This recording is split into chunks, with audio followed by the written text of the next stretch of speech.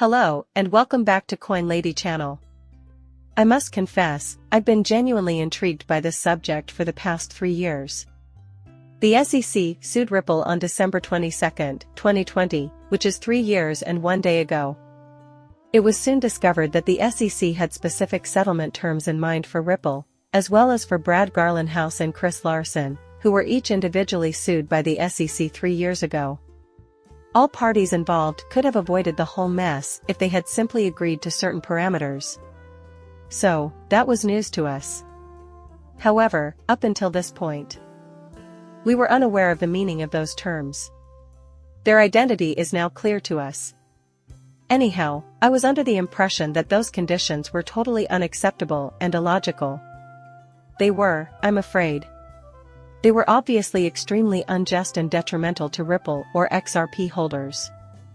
And I'll tell you this, we XRP holders would have been permanently financially devastated by these settlement terms if Ripple hadn't had a massive war chest, basically more money than God, and the intestinal strength to fight back against those scumbags at the SEC after they were sued.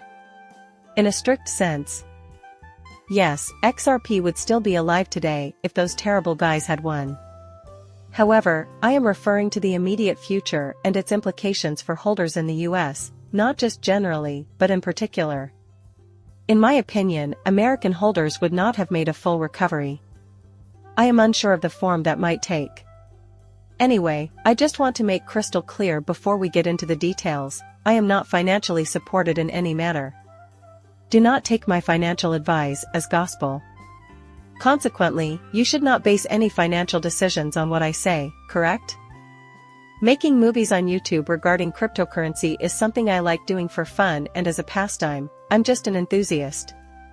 The SEC sued Ripple 3 years ago last night, targeting XRP holders. Last night, in the evening, was the anniversary of the lawsuit.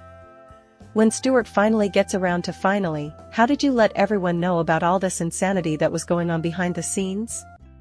You mean, given the lawsuit that followed, it would have been absolutely disastrous for XRP holders, especially in the US. I'm really grateful for Ripple because of this. Needless to say, XRP's value took a major hit. It's puzzling that so many developers have abandoned the XRP ledger in recent years, missing out on the opportunity to benefit countless individuals who would have invested in the cryptocurrency had they done so. Thus, due to all of this, the XRP price is artificially suppressed to this day. It might have been far worse if Ripple had given in to the SEC's demands. Stuart has already written this, so here it is. Naturally, this is Ripple's, their principal legal officer and top in-house lawyer. Today, 3 years ago, he wrote before Ripple, Chris, and Brett were sued by the SEC. The following settlement was offered to us, or rather, ordered to us. Market participants would be given a limited time to comply after the SEC announced that XRP is a security. 1. XRP is not a security, and 2. The SEC has never established a crypto compliance structure, therefore we had to say no. Proving that XRP is not a security in and of itself was always the central focus, regardless of the spin that Clayton Hinman-Ginza or anybody else may place on this issue at this time. Everything was on the line for us. Many did not believe we could win. We, nevertheless, accomplished it. While doing so, we exposed the SEC as the hypocritical dictator that it is, and the US industry was able to persevere. We will continue to 2024. So, everyone, that's it. It doesn't surprise me at all. This is roughly what it is. Over the past several years, I've entertained some ideas of my own regarding the possible form that might take. I was thinking this would spell the death of XRP in its US-specific form for various reasons, and it seems to have happened.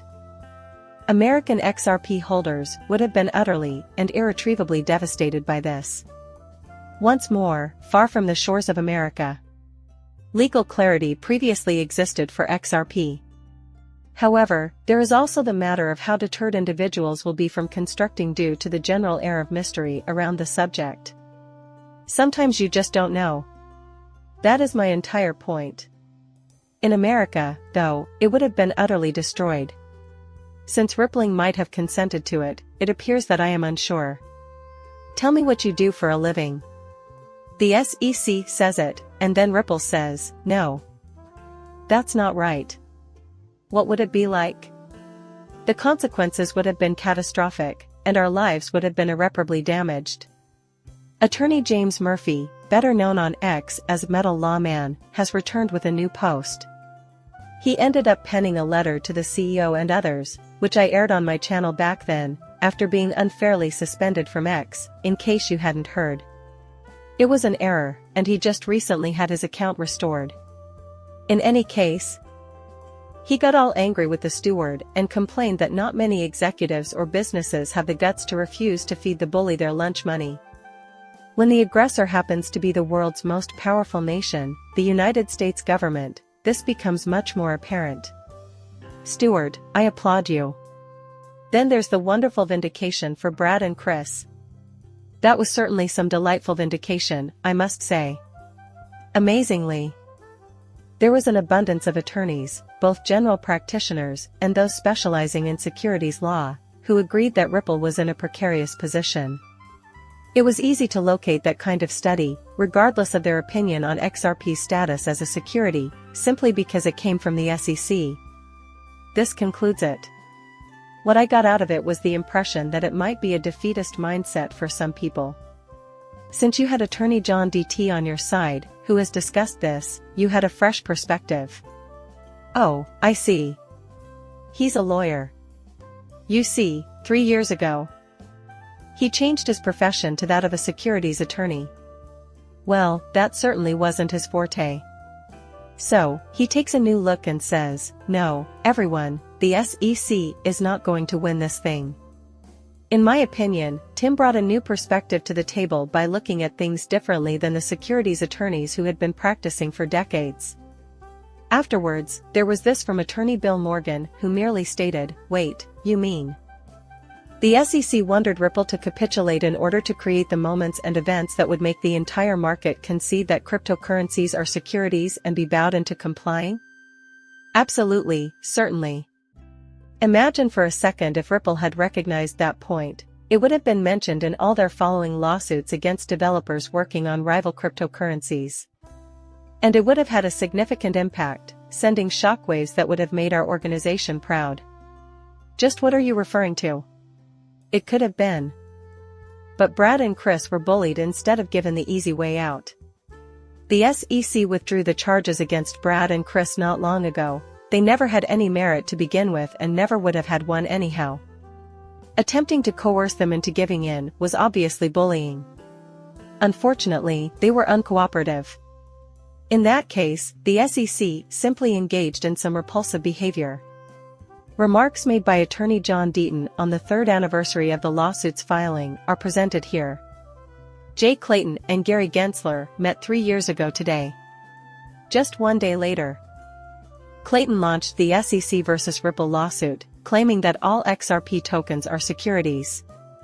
Following his departure from the SEC, Clayton initiated the most consequential non-fraud enforcement action in the agency's modern history, dating back to 1946. It would take a very innocent person to deny that the XRP case was discussed the night prior by Gensler and Clayton. Yeah, I don't think that lawyer was entirely correct with that assessment. Obviously, we talked about it. However, we will never know how enthusiastic Gensler was with the filing. Clayton obviously wanted it done, though. Oh, come on. It's absolutely impossible that he would have desired to take it a notch further.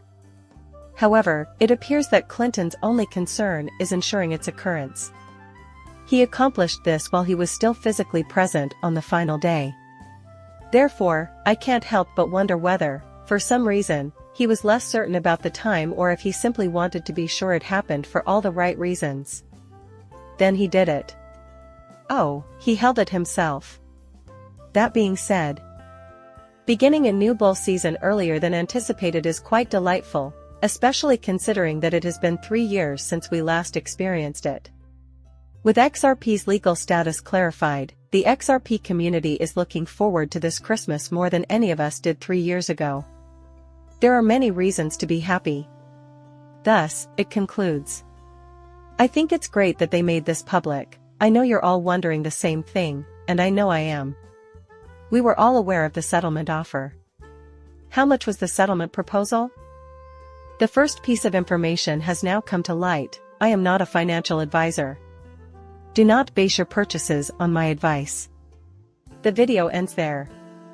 I hope you all had fun. Please like and subscribe my channel. See you later, bye.